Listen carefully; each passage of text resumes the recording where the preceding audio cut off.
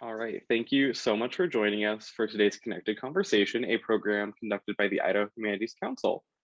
If you're not familiar with our organization, I encourage you to check out our website, idahohumanities.org. And I'd also like to remind you that you may submit any questions using the Q&A feature or the chat located at the bottom of your screen. And with me today is Frank de la Teja, and it's an honor to have you with us today. And I turn it over to you to talk about the Alamo.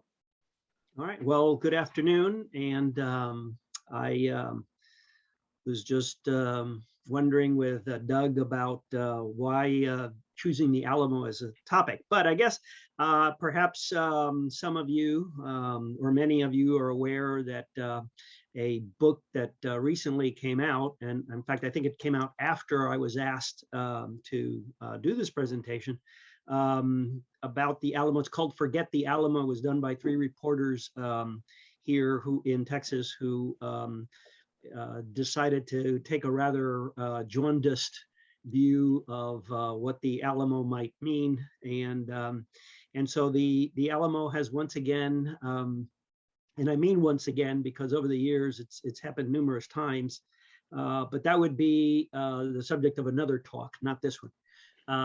But the Alamo has become embroiled in a number of what we have come to call these days culture wars, and so it's kind of fitting because here in Texas, in fact, the revision of how we address historical topics, particularly those having to do with the Texas Revolution, and of course the Alamo is the central event, more so than the actual victory that led to independence at San Jacinto a month later, or a little bit more than a month later.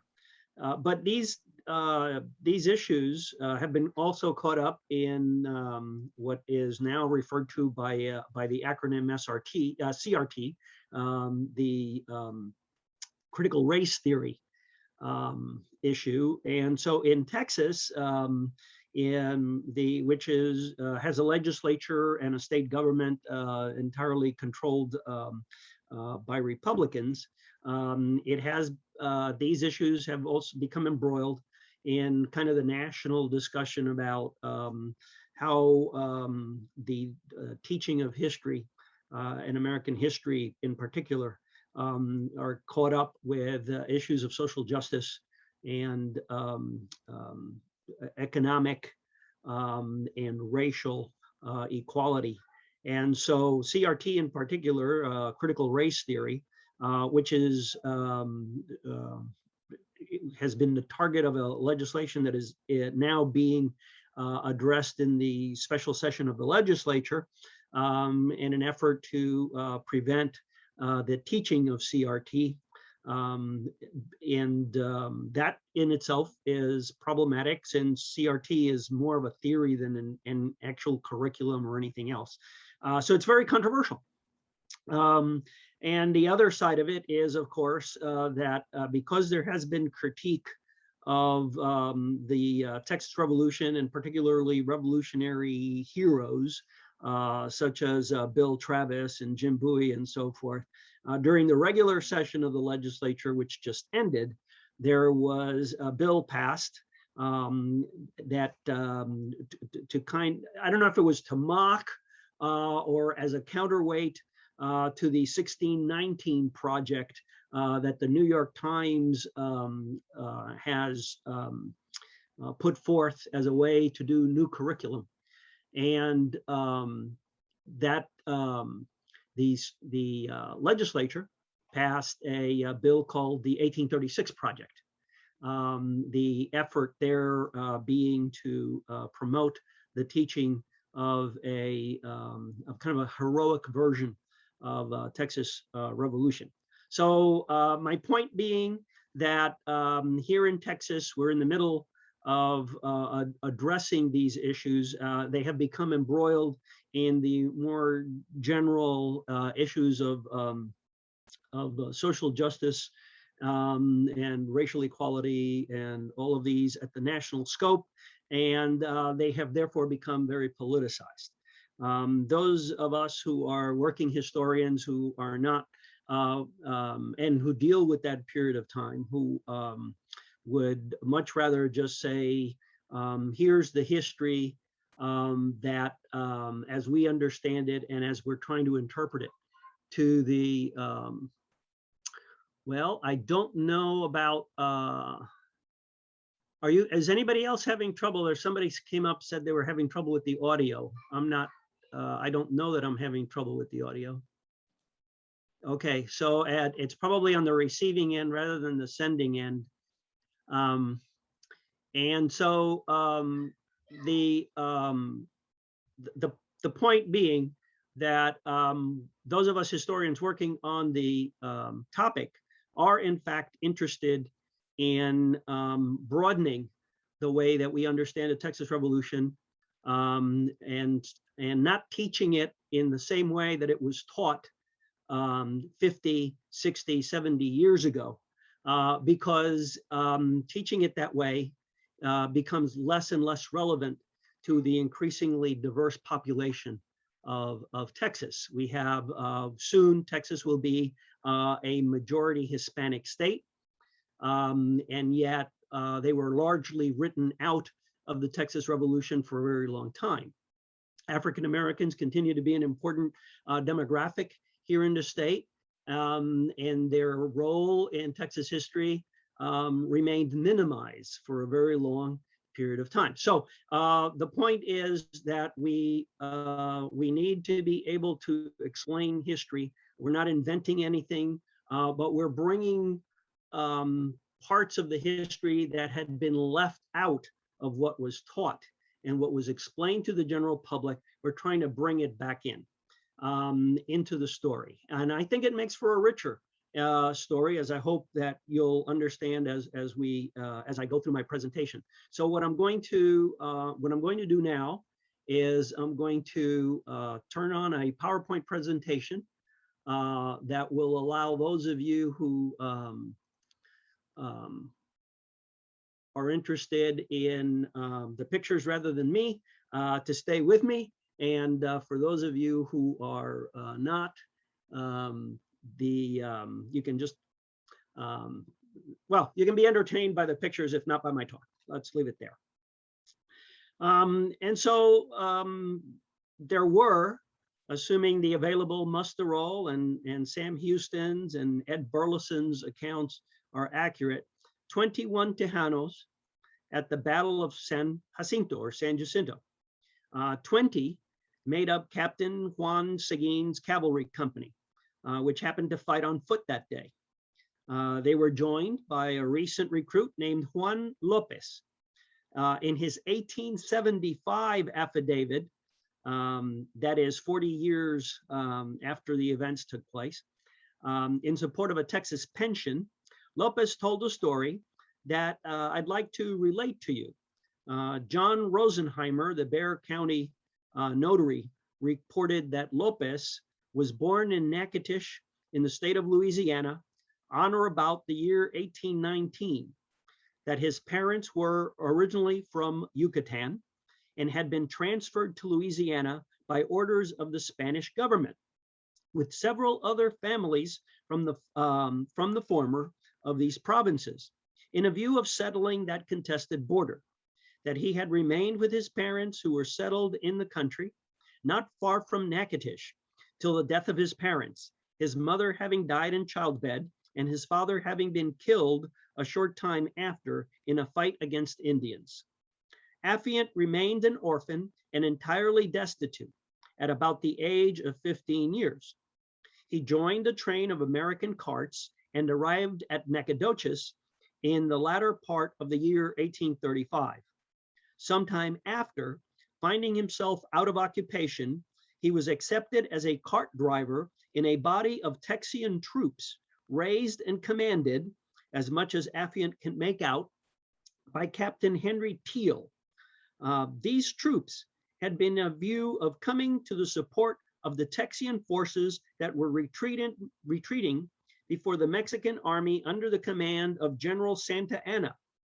The party joined the Texian forces at Harrisburg, and the first military service rendered by Affiant was to volunteer his services to help in crossing the artillery and other military stores to the left bank of Buffalo Bayou. It was at Harrisburg that Affiant became acquainted with some of the men belonging to the company of J.N. Seguin.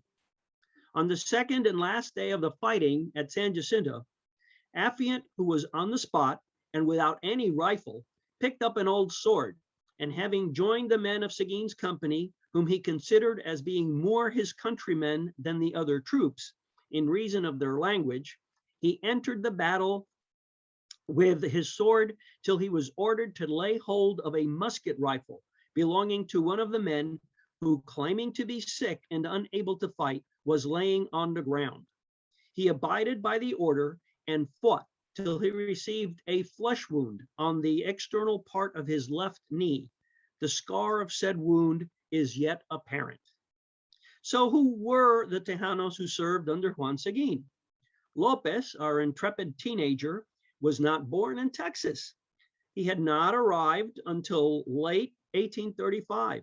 He was, in fact, like most of the Texians who participated in the battle, a recent immigrant from the United States, fighting more for an idea presented to him by his leaders than anything else. He, like most of the Texians who fought at San Jacinto, had no property in Texas, no sophisticated sense of the politics behind the revolt against Mexican rule, and certainly no concept of the repercussions of his actions. Lopez was a Tejano because, as he makes clear in his statement, despite his Louisiana birth and recent arrival, he felt more comfortable among men who were most like him in language, customs, and appearance. The suppression or ignorance of his presence in the battle is part of the legacy of the revolution that is the theme of my talk today.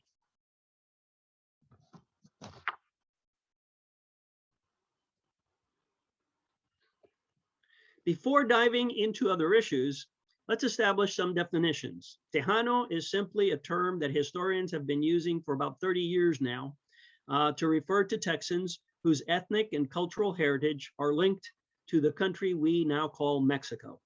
It is, after all, the equivalent of Texan in Spanish. Anybody from Texas, regardless of race or ethnicity, who travels to Mexico is a Tejano once you get there. By the same token, the English term for someone from the United States who claimed Texas as home was not quite set in 1836. Texican was rarely used, but Texian and Texan were popular. Of course, the enslaved African Americans brought to Texas by their owners were not considered Texans by the Anglo-Americans, and their status was not entirely settled as far as Mexican law was concerned, an issue that was to become one of the causes of the rebellion and to play a part in the culture wars of today. And existing native people of Texas further complicated the human landscape of the province. Despite what Austin said about Texas being a howling wilderness when he arrived, indigenous groups could be found in all parts of the territory that would become Texas, which greatly contributed to the legacy of Mexican and Republic Texas. And if you see on this slide, you'll note that there are the words Lapans and Comanches, and then in smaller other groups are noted with their camps and areas all throughout the map that Stephen F. Austin drew. So it was lightly populated, mostly by non-sedentary peoples who moved about in ranges that they claimed as their homes and which they defended, both against the Spanish and Mexicans, and later they defended these territories against Anglo-Americans, obviously in a losing effort to retain control of the region. If race and ethnicity are complicated, so is the political geography. I must define what is meant by Texas. For the Texas of 1835 was not the Lone Star State of today. Texas, on the eve of its War of Independence, included only the area from north and east of the Medina and Nueces rivers all the way to the Seguin, where the Treaty of 1819 had established a permanent boundary between Spanish and US territory. Until 1848, Today, South Texas, below San Antonio and Corpus Christi, belonged to Coahuila and Tamaulipas. Today's West Texas belonged to New Mexico and Chihuahua. The idea of Texas as extending to the Rio Grande dated to the Louisiana Purchase, but that also is another story for another day. What is important for us today is that in winning the revolution, Texas was able to make a claim on the Rio Grande, a claim that was turned into reality with the US victory in the Mexican War of 1846-1848. But it has become popular. It became popular a number of years ago, and you can buy in map stores and online.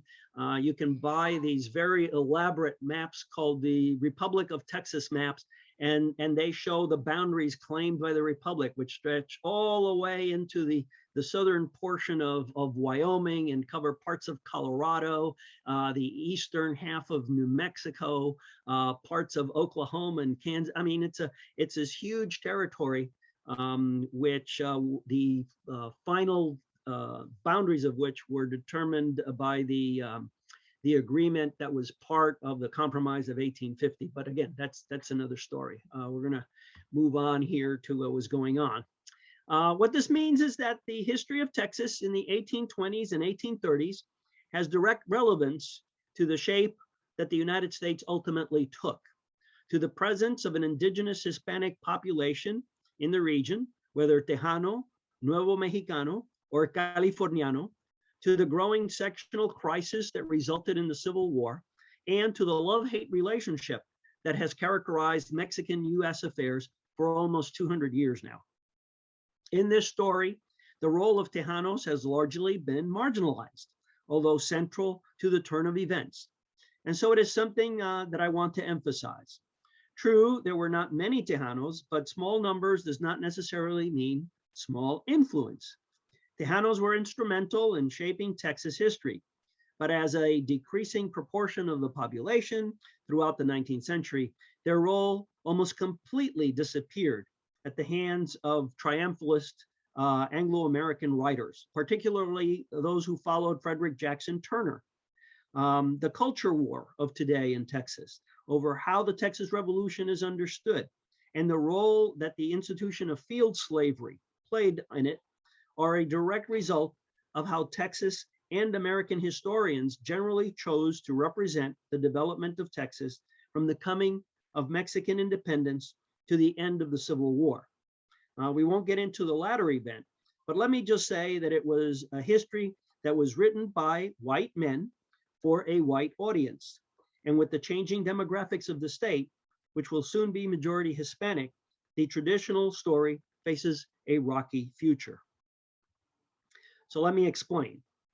In 1821, there were approximately 3,000 Tejanos and only a handful of Texians.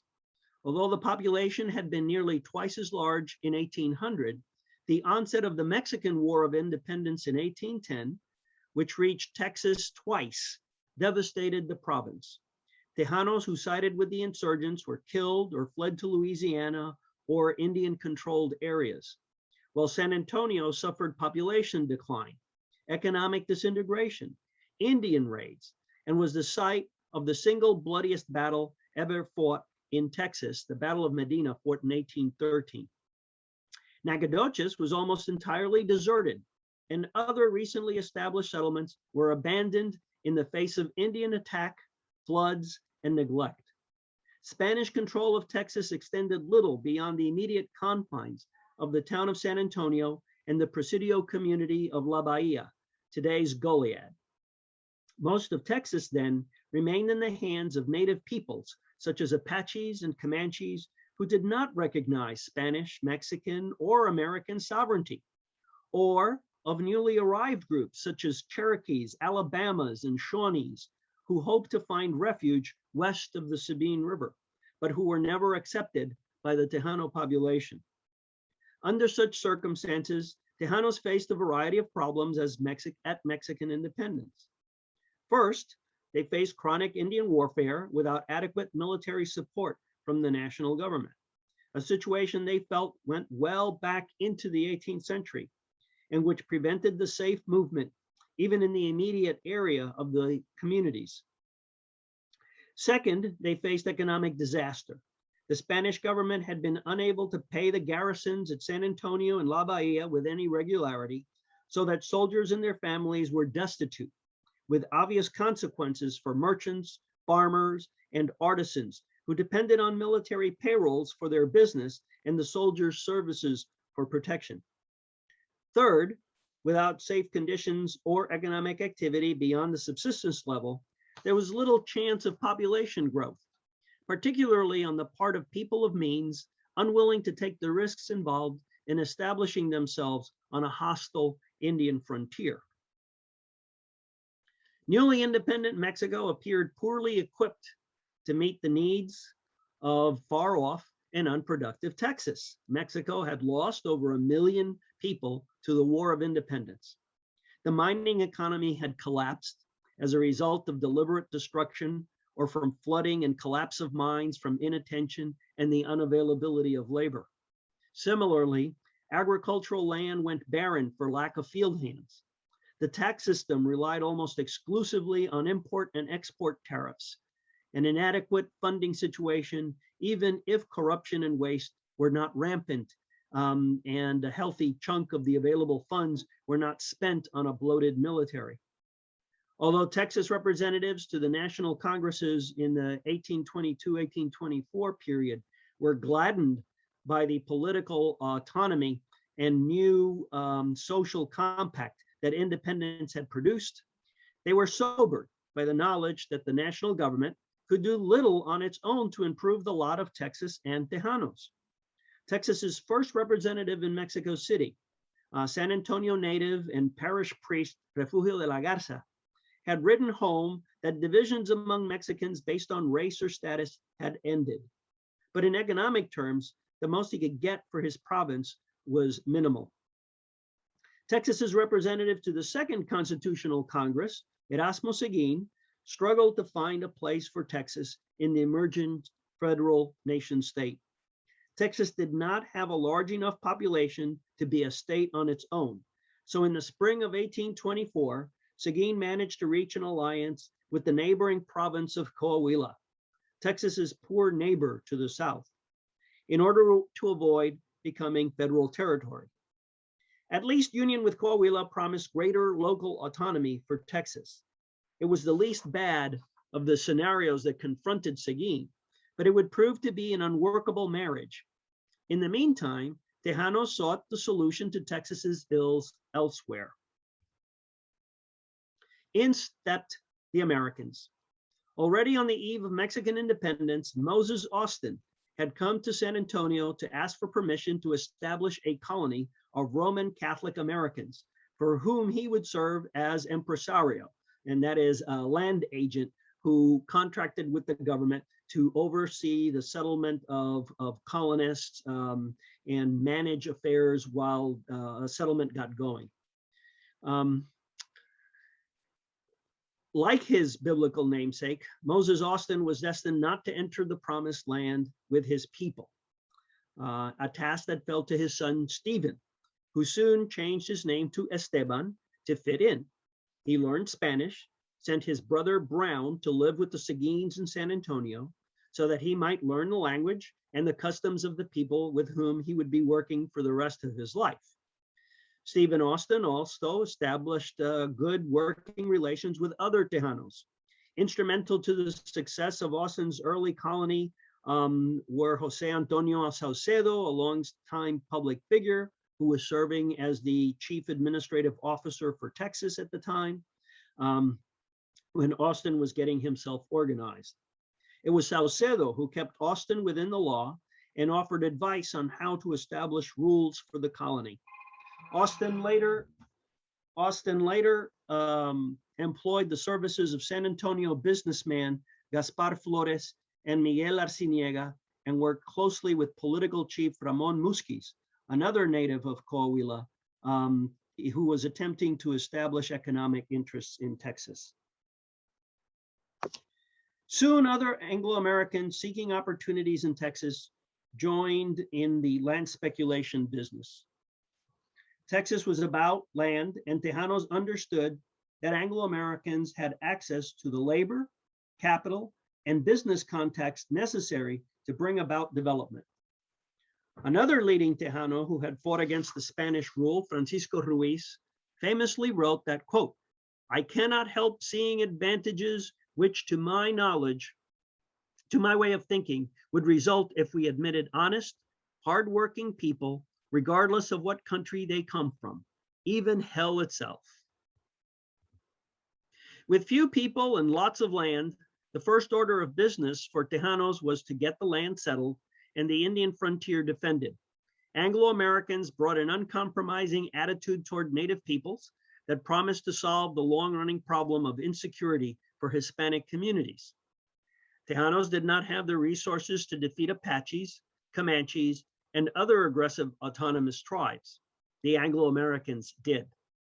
There were not enough Tejanos or migrants from the interior of Mexico to cultivate Texas commercially, but Anglo-Americans were hell-bent on exploiting international cotton demand by expanding production everywhere possible. Tejanos saw incoming cotton interests, people whom they referred to as capitalists, because they had access to financial resources unavailable to Mexicans, as exactly what Texas needed. Never mind that they brought slaves to the country that had renounced human bondage. Many of the early arriving Anglo-Americans saw Texas as a largely vacant land, ready to be lifted up out of savagery and superstition by their hard work and investment. At every turn then, the vast majority of the Tejano leadership favored, promoted, encouraged, and defended Anglo-American immigration, while Anglo-Americans sought to recreate the American South in Mexican Texas. In the early years of Anglo-American immigration, Texas lobbying had kept abolition out of the National Constitution of 1824, which set up a federal form of government and left immigration and slavery in state hands. At the state Congress in Saltillo and later at Monclova, Tejanos such as Jose Antonio Navarro defended the practice of slavery in Texas as necessary to the economic development of the province. Properly regulated under more humane Spanish-Mexican laws, slaves in Texas could serve the interests of development, was the argument they made. When the state legislature opted for emancipation in the state constitution of 1827, it was the Tejano delegates who presented Austin's plan to allow the practice of indentured servitude. By this ruse, slave owners would manumit their enslaved workers on paper before crossing over into Texas on condition that the freedmen paid for their freedom with what amounted to 99 years of labor. For a while, it kept the doors open to Anglo-American immigration. In 1829, when President Vicente Guerrero attempted to abolish slavery, intense lobbying by Texans led to a waiver for the province. When the national law of April 6, 1830 threatened to stop almost all immigration from the US, Tejanos such as political chief Ramon Musquiz and Texas representatives to the legislature, Rafael Antonio Manchola and Jose Maria Balmaceda, raised such complaints that Balmaceda was expelled from the legislature and Manchola censured. For Anglo-Americans, the anti-slavery attitudes of the state legislature and the National Congress, along with the insistence of the Mexican authorities that settlers begin to pay import taxes and more closely observe Mexican law, were ominous signs that their efforts to build Texas into an economic powerhouse in the image of the southern United States were in trouble. There were some Tejanos who were actively engaged in establishing new communities and economic activities. Martín de León, the only Tejano empresario, founded the town of Victoria, and until his death in the cholera epidemic of 1832-33, attempted to establish good working relations with Americans and European immigrants settling in the coastal region. His son Fernando and his son-in-law Plácido Benavides continued their warm relations with most Texians and identified themselves with the Tejano Federalists. Just to the south, in the Goliad area, Carlos de la Garza, a member of an old Presidio family, established one of the largest ranching communities in the region. He counted among his friends various of the Irish and Anglo families that moved into the area in the early 1830s. As my talk so far makes obvious, Texas did not lack for Hispanic leadership. And I might argue that without that leadership, Anglo-American immigration might well have gone far more slowly. In 1831-33, Tejanos were still much farther away from rebellion than the growing Texan population, which less and less had reason to conform to Mexican practices. Although they had taken an oath to be good Mexicans, Anglo settlers, in the absence of Tejano neighbors or Mexican authorities, had recreated Southern society in Texas. They were using such practices as jury trials, which were, until reforms in the mid-1830s, were unknown in the Mexican system, which followed the Napoleonic Code and European style of magisterial type justice. So the jury system was being used in Texas with American lawyers who had come to Texas without any knowledge of Mexican law, but were practicing based on whatever they picked up along the way, and continued to practice American. And that's just one example of what was going on.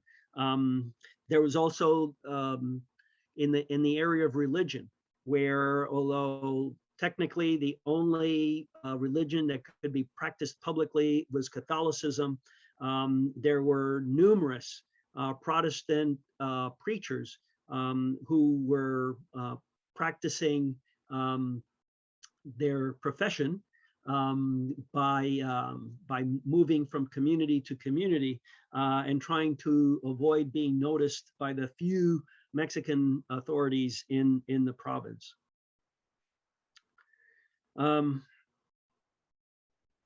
Beyond the Tejano zone, then, along the San Antonio and Guadalupe rivers, San Antonio is at the upper end of the San Antonio River, and Goliad is at the lower end of the San Antonio River, closer to the coast.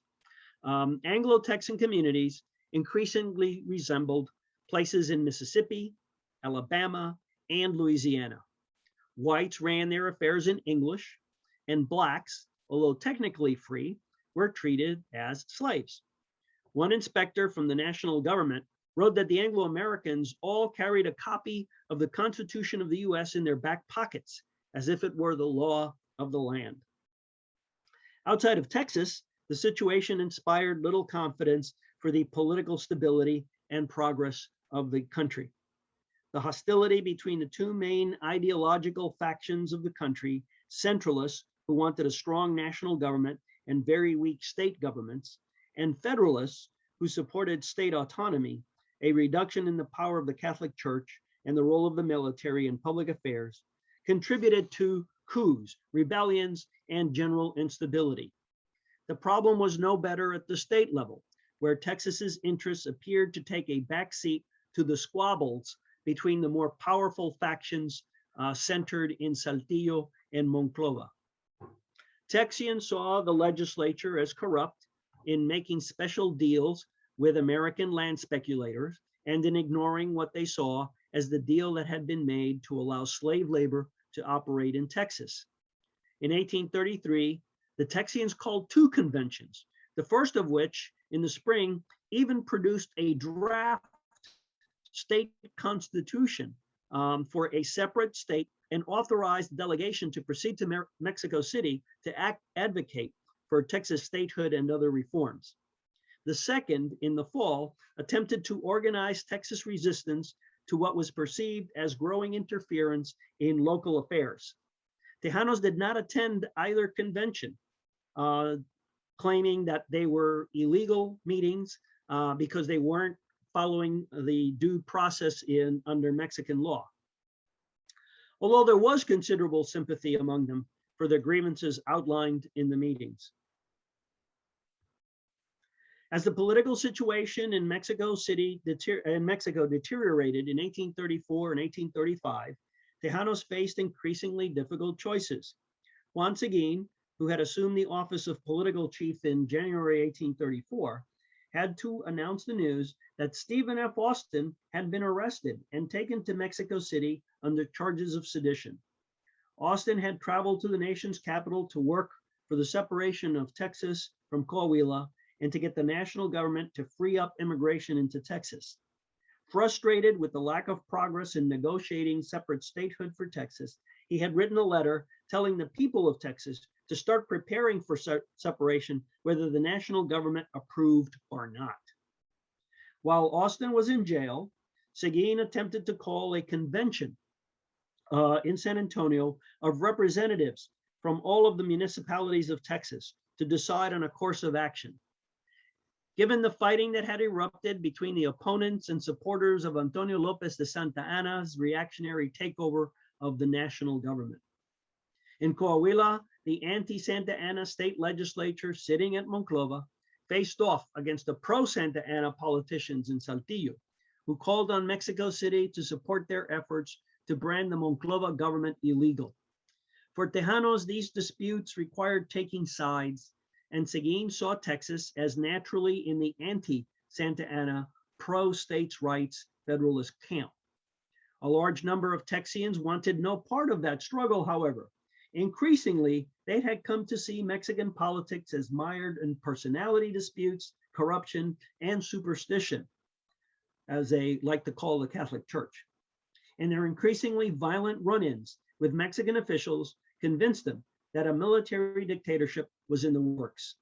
Their fears seemed confirmed when a large body of troops under the command of Martin Perfecto Cos arrived in the summer of 1835, making demands for the arrest of Texans on charges of disloyalty and sending troops to Gonzales to retrieve a small cannon previously loaned to the community for Indian defense.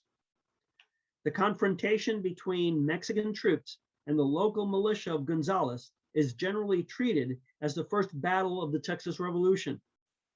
But fighting had broken out earlier along the coast when Texian merchants had resisted a Mexican customs ship from confiscating a merchant vessel that had tried to sail without paying duties.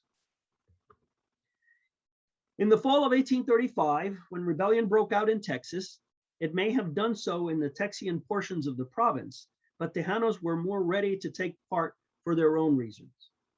Juan Seguin had raised a company of San Antonio natives to defend Texas against government aggression and had participated in an abortive effort to rescue the state's federalist governor from centralists earlier in the year.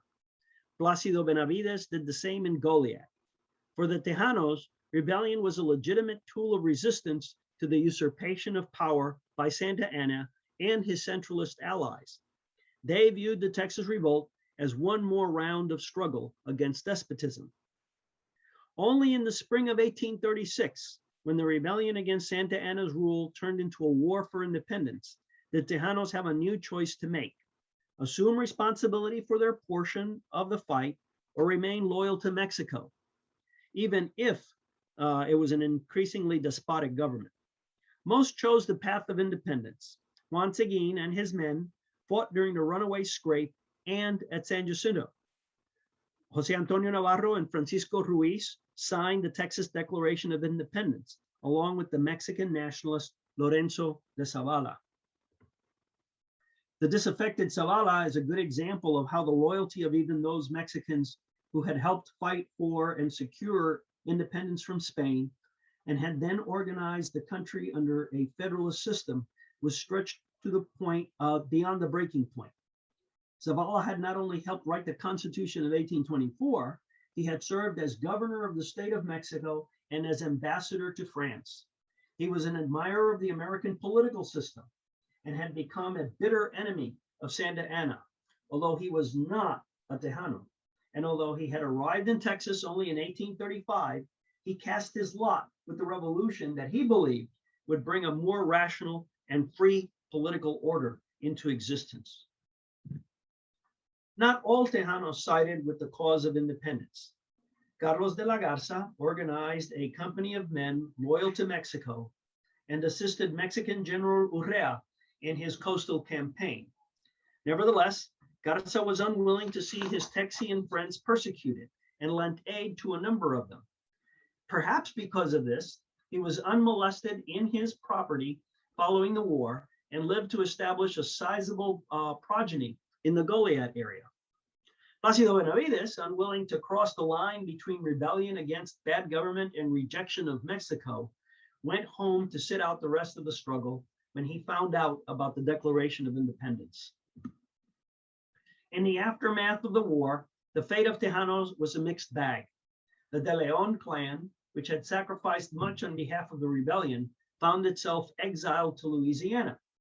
Their slow return to the Victoria area in the 1840s was marked by forced sales of land to cover property taxes and suspicions of disloyalty. Juan Seguin, who enjoyed initial success as a senator to the Republic Congress and as mayor of San Antonio, equally suffered a fall from grace following accusations of collaboration with Mexico, which remained unwilling to accept Texas independence. Jose Antonio Navarro, on the other hand, continued to hold public office as late as the Annexation Convention in the summer of 1845 and helped defend the status of Tejanos as citizens in the new Constitution and beyond.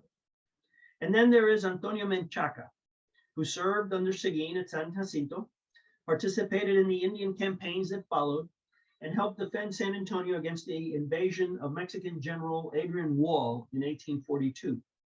His career as a public figure in San Antonio and as a founding member of the Texas Veterans Association cemented his status as a loyal, quote, loyal Mexican. For Afro-Texans and for the over 200,000 enslaved Afro-Americans who were brought to Texas from 1836 to the end of the Civil War, the Texas Revolution certainly was not about liberty. Although the Texas Declaration of Independence was careful to avoid the difference between Texans and other Mexicans over the issue of slavery, the Constitution of the Republic, issued in mid-March 1836, explicitly put Texas in the pro-slavery camp to an even greater degree than most U.S. southern states. It incorporated the harshest anti-Black practices found in state laws. Let me read you Section 9 and the first sentence in Section 10 of the Republic Constitution. Section 9, all persons of color who were slaves for life previous to their immigration to Texas and who are now held in bondage shall remain in the like state of servitude, provided the said slave shall be the bona fide property of the person so holding said slave as aforesaid.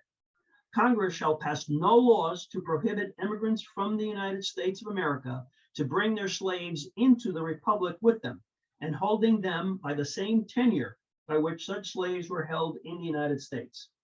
Nor shall Congress have power to emancipate slaves, nor shall any slaveholder be allowed to emancipate his or her slave or slaves without the consent of Congress, unless he or she shall send his or her slave or slaves without the limits of the Republic.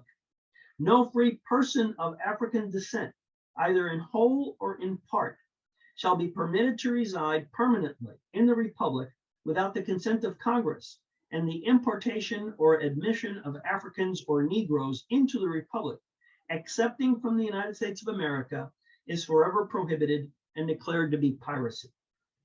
Section 10, all persons, Africans, the descendants of Africans, and Indians excepted, who are residing in Texas on the day of the Declaration of Independence, shall be considered citizens of the Republic and entitled to all the privileges of such. Which brings me to the legacy of the Texas Revolution with regard to indigenous Texans and their immigrant Indian brethren. Because the Constitution of the Republic explicitly excluded Indians from citizenship, Texans felt justified in removing even those tribal groups who had established settlements, opened farms, and were otherwise engaged in creating for themselves communities that in many ways mirrored those of the Texians. Only a small band of immigrant Indians, the Alabama Coushatas, managed to obtain recognition of their communal existence when they were allowed to retain a small tract of land in East Texas that today consists of about 1 square mile in Polk County in East Texas. Although President Sam Houston attempted to reach peace deals with other tribes, his successor, Mirabeau Bonaparte Lamar, carried out a practice of forced removal. One last note on this score. The annexation agreement between Texas and the US allowed Texas to keep its public lands. However, because the federal government had exclusive authority to deal with Indian tribes, a conflict arose. The federal government had no place to establish reservations within Texas, although it was responsible for the Indians of Texas. The result was that the US Army was used to support white settlement and to protect peaceful Indians. It didn't work. Despite the interruption of the Civil War, by the mid-1870s, the Indians of Texas were gone, with the exception of one tiny reservation for the Alabama Coshada. As for the Tejanos, in the long run, the problem for them was that their few numbers, their mixed racial background, their Catholic heritage, their Mexican culture, and their Spanish language combined to isolate them within a society dominated by Euro-American Protestant English speakers. Because of their Mexican cultural heritage, most Tejanos were looked upon as Mexicans, and Mexicans were mixed-blooded foreigners and enemies. Men such as Jose Antonio Navarro, Juan Seguin, and Antonio Menchaca, who could bank on their European ancestry, made a lasting impression on their fellow Texans. The names of a county and a couple of towns attest to their status. But overall, there was little interest on the part of an increasingly Anglo-American population to remember the significant role that Tejanos had played in fostering immigration and protecting the rights of Americans in Texas. In a way, Tejanos encapsulated the racial, ethnic, and cultural tensions of a Texas that had come to be dominated by American Southerners. It is a legacy with which the state continues to struggle today. Thank you.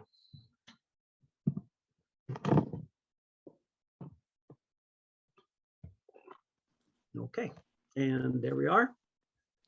Yeah, thank you so much for all that information. It was really enlightening.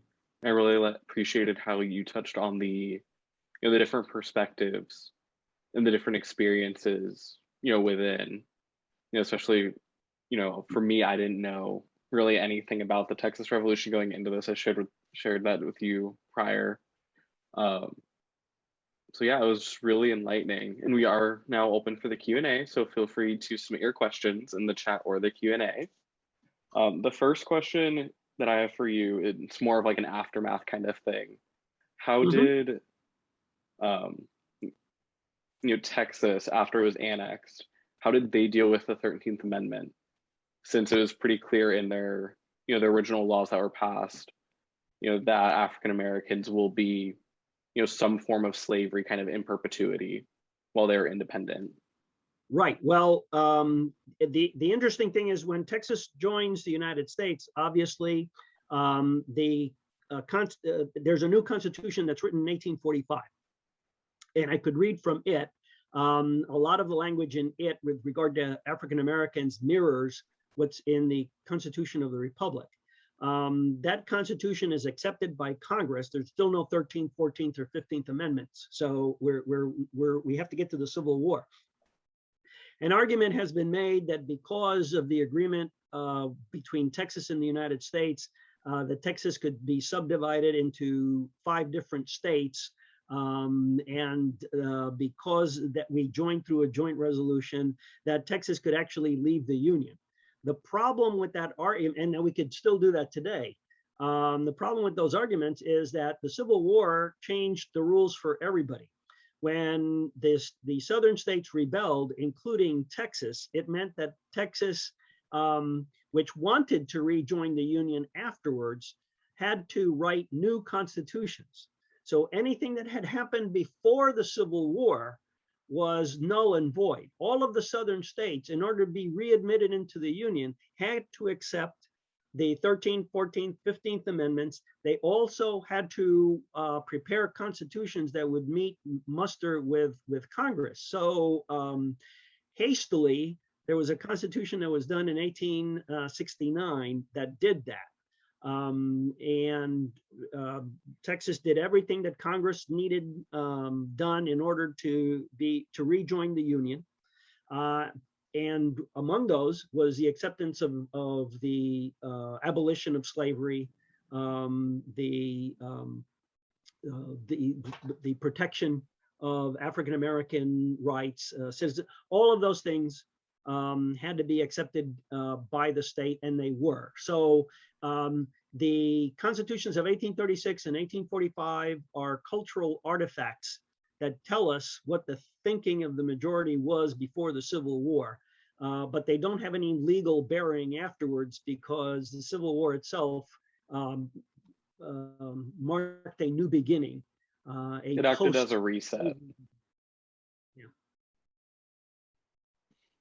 And then the other thing I was wondering is if you'd be able to talk a little bit on the role women played within the revolution. Yes, well, it's interesting that that is another aspect of the talk I didn't get around to today, that lately has come into focus, that the roles of women have been largely excluded. The sources are not many. We have a couple of diaries from the fleeing of the civilian population ahead of the Mexican army between the fall of the Alamo on March 6, 1836, and San Jacinto on April 21. The Anglo-American population fled north and east toward the Louisiana border. And that flight, that mass flight, is called the runaway scrape. We do have a couple of sources, a couple of diaries that tell us about women during the runaway scrape. And so we know that it was an extremely difficult time. The problem with the women's side of the story is that since they weren't participating in the military events, and since they weren't participating in the political events, it is a matter of telling the social history side of the revolution, not the political or military sides of the revolution. And as far as the social sides of the revolution, one can pretty much imagine that women having to abandon their homesteads, having to, in some cases, give birth while they are in winter. Remember, all of this is taking place in late winter, early spring, and it was a rainy and cold spring. The sources do tell us the conditions were not ideal, crossing rivers and creeks, and getting bogged down in swamps. This is all in the record. So one can imagine the difficulties that women and children faced. There was a lot of disease. So generally speaking, it was a really, and then they came back. And so so we do have the story of a number of women who have to come back and sort of rebuild from scratch. Their homes have either been burnt down, or Indians were able to come in the absence of owners and whatnot, and just take away whatever domestic, or kill whatever domestic animals were available. So women faced really harsh conditions for the time, and there are some sources. And I guess this is a good time for me to say, if anybody's interested in some books on the revolution to cover some of what I talked about today, and also to talk about women in the revolution, please send me an email. And my email is real simple. It's Frank de la Teja, all one word. So Frank and then DELATEJA @gmail. And I'll be happy to correspond with you on any of that. And then we just got a question in, and it is, could you please tell the reason Santa Anna gave away Texas? The story in Mexican books and American books are totally different. Well, yes. Okay, so Santa Anna is the, there's one place where Texans and Mexicans have always agreed, and that is in hating Santa Anna. So there's a common bond there. And Santa Anna is a very interesting figure. He didn't quite give away Texas. he's had a gun pointed to his head after San Jacinto. He was captured. And so he does a couple of things. Immediately after his capture, he signs an order to his second in command, a general named Filisola, that the Mexican forces need to retreat below the Rio Grande, which the Texans then took to signify that the Mexicans agreed that the Texas border was along the Rio Grande. Of course, that's a very Texan interpretation of something that just was not historical reality, but we'll leave that alone for the moment. But then subsequent to that, he did sign two treaties, a public treaty and a secret treaty with the Texans, which provided the means for him to then be sent to the United States, where he actually met with Andrew Jackson before returning to Mexico later on. But those two treaties, of course, the Mexican government refused to acknowledge because they were signed by somebody who was being held captive by the enemy. Nobody in their right mind accepts agreements that are signed by somebody who's being held prisoner. But nevertheless, in those treaties, he said that he would work for recognition of Texas independence. But he did not explicitly grant Texas independence because it really wasn't in his power to do so. He said he would. So the two actions that he took, first, making Mexican forces retreat below the Rio Grande, had an implication that that was the border with Texas. And secondly, that he would work to get Texas independence, has always been kind of interpreted that he granted Texas independence, but he didn't. And of course, the Mexican government refused to accept Texas independence. And one has to remember that the Texas Revolution, therefore, has two very different perspectives. From the Texas American perspective, it's over after San Jacinto. From the Mexican perspective, the Texas Revolution isn't over until 1848, when the Treaty of Guadalupe Hidalgo formalizes Mexico's loss of Texas. Before that, Texas remains a province in rebellion. And if you look at the documents from Mexico from the period of the late 1830s and through the Mexican War, you see that Texas is still being referred to as essentially a breakaway province, but still part of Mexico. If there's a modern analogy to be used, and I'll try to tread very carefully here, it would be Taiwan. From the perspective of Taiwan and Taiwan's friends, Taiwan is not China. But from the perspective of China, Taiwan is a breakaway province and it's still part of China. So the tension that is there in that relationship existed in Mexico, Texas, even though Mexicans immediately started trading with the Texans, and there was all kind of, aside from military activity, there was all kinds of efforts to, if not normalize, at least profit from cross-border activities. I really appreciate that analogy because it puts it into a really clear perspective, at least for me, of the relationships and the dynamic between Texas and Mexico, especially that aftermath kind of gray area, so to speak. Yeah. And our last question that we'll be able to get to is, in the Republic of Texas, were women considered full citizens with full rights like men, or did that have to wait until 1920? Okay, well, Texas, yes, Texas passes a constitutional amendment in 1919, 1 year before the women get the vote at the national level. They get the vote in Texas. Before that, they had not had the vote, so they did not have full rights. The interesting thing in Texas is that there was a recognition that the Spanish and Mexican civil law actually provided more protections for women than the American common law. So very interestingly, in 1840, during the Republic, when Texas changes its legal system and formally adopts the English common law, a couple of areas are excluded from that transfer. One of them is what we like to, what we call today community property, which one also sees in some of the other states that have a Spanish legal tradition, like California and Florida. And that is that women have certain property rights over their personal individual property. So women can inherit property separate from their husbands. Women have a right to half of the estate that is created during marriage. There are limits on how men can dispose of women's property.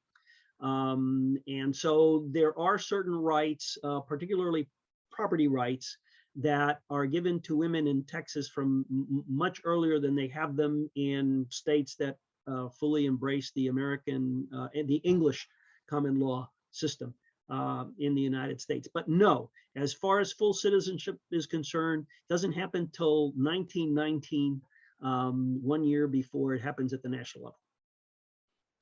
Well, thank you again. We are unfortunately out of time, but we were able to get to all the questions that popped through, so it's always good. So thank you everyone for attending, and thank you, Frank, for all the information. Thank you very much. Have a great day. And like I said, if anybody wishes to contact me, or Doug, maybe if you didn't get a chance to take my email address, Doug can forward it to you. I'll be happy to communicate with anybody individually. You have a great day. Bye-bye. Have a good one.